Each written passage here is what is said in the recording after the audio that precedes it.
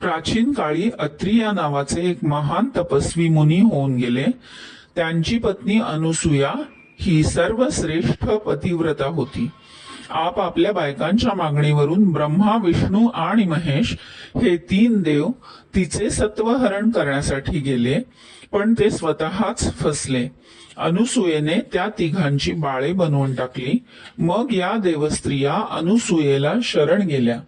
त्यांनी आपल्या पतींची भिक्षा मागितली.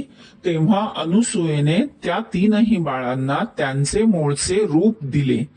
अनुसूयेच्या पातिव्रत्याने प्रभावित झालेल्या देवांनी अनुसूयेला हवा तो वर मागण्यास सांगितला. तेव्हा अनुसूयेने तिघा देवांनी आपल्या पोटी जन्म घ्यावा अशी इच्छा प्रकट केली. त्याप्रमाणे ब्रह्मा, विष्णू आणि महेश यांनी अनुसूयेच्या पोटी जन्म घेतला. मार्गशीर्ष शुद्ध पौर्णिमेच्या सायंकाळी दत्ताचा जन्म झाला. पुढे दत्तात्रय वेदविद्येत निपुण झाला. त्याने अनेक तीर्थक्षेत्री प्रवास केला.